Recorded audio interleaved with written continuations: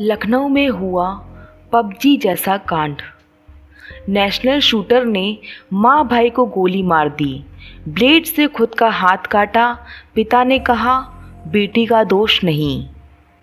2020 के इस हत्याकांड में सस्पेंस है, डिप्रेशन है और भूत प्रेत हैं। पिता पर शोषण का आरोप है।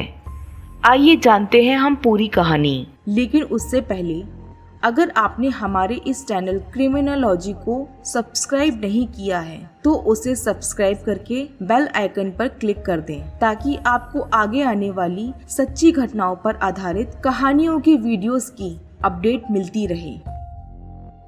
29 अगस्त 2020 रेलवे बोर्ड में प्रवक्ता पद पर तैनात आर.डी. वाजपेयी का बर्थडे था, लेकिन वो घर पर नहीं बल्कि दिल्ली में ड्यूटी पर थे।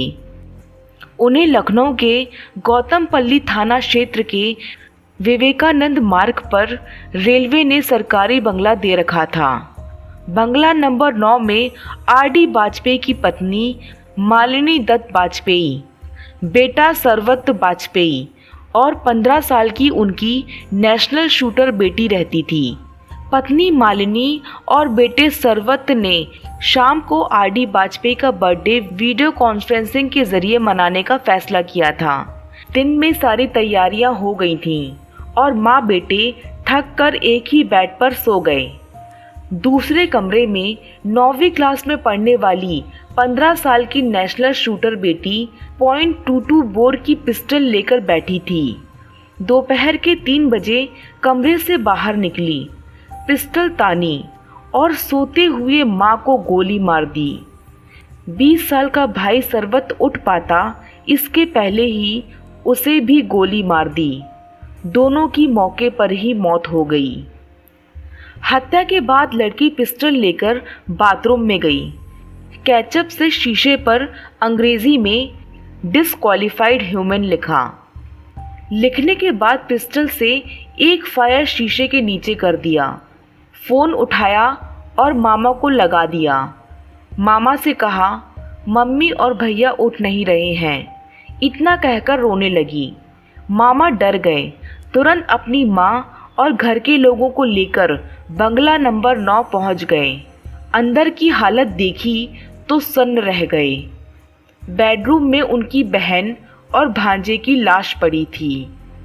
मामा ने तुरंत 112 नंबर पर पुलिस को फ़ोन लगा दिया।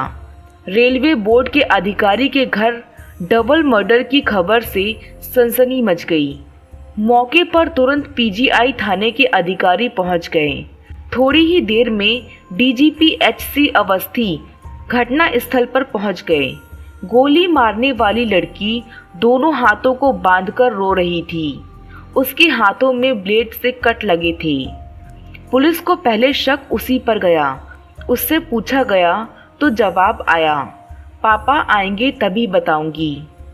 पुलिस ने हाथ खोला तो देखकर दंग रह गई। दोनों हाथों में ब्लेड था जिससे हथेली पर कट थे। पुलिस ने उसके कमरे की तलाशी ली तो उसमें बहुत सारे इमोजी लगे थे। मौत और मौत के रहस्य से संबंधी किताबें उसके कमरे में मिली। पिता आर.डी. वाजपेयी घर पहुंचे तो पुलिस ने बेटी से पूछताछ शुरू की। पहले उसने पुलिस को गुमराह करने की कोशिश की। कहा कि गोली की आवाज़ नहीं सुनी। मम्मी को जगाने गई तो वो उठी नहीं। पुलिस ने पूछा तुम्हारे हाथ में चोट कैसे लगी? वो उसका भी जवाब नहीं दे पाई। बीच बीच में वो रोने लगती और भूत प्रेत देखने की बातें करने लगती। कहती थी कि कमरे में भूत दिखाई देता है। पुलिस ने कड़ाई दिखाई तो उसने हत्या की बात स्वीकार कर ली। पुलिस ने लड़की को 14 दिन के लिए पुलिस कस्टडी में भेज दिया। वहाँ वो डिप्रेशन में चली गई। डॉक्टरों की टीम ने जांच की तो उसे सही पाया। 2 सितंबर को लड़की को जुवेनाइल कोर्ट में पेश किया गया। आर.डी. वाजपेयी ने कोर्ट से कहा बेटी को पुलिस हिरासत में घर में रखने का आदेश दिया जाए क्योंकि बेटी को इमोशनल सपोर्ट की ज़रूरत है। कोर्ट ने इसे स्वीकार कर लिया। घर पर ही सिविल ड्रेस में पुलिस तैनात कर दी गई। हजरतगंज के एसीपी राघवेंद्र सिंह ने कहा, ये रेयरेस्ट ऑफ रेयर कैटेगरी का केस है। कोर्ट अगर लड़की के पिता पर मानवीय आधार पर उसे घर पर रहने का आदेश देती है तो हम इसमें कुछ नहीं कर सकते। लड़की से पूछताछ के लिए समय समय पर किंग जॉर्ज मेडिकल कॉलेज के मनोरोग विशेषज्ञ को दिखाया जा रहा है। पिता इस हत्याकांड के लिए बेटी को जिम्मेदार नहीं मानते थे। वो डिप्रेशन को इसका जिम्मेदार बताते थे। ठीक 1.5 साल बाद उसी लड़की ने पिता पर रेप का आरोप लगा दिया।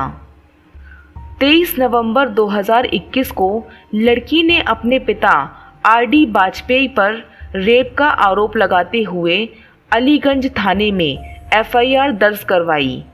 एफआईआर में उसने आरोप लगाया 2013 से पिता उसके साथ शोषण करते आ रहे हैं। बुआ इसमें उनका साथ देती हैं, जबरन पिता के कमरे में जाने का दबाव बनाती हैं।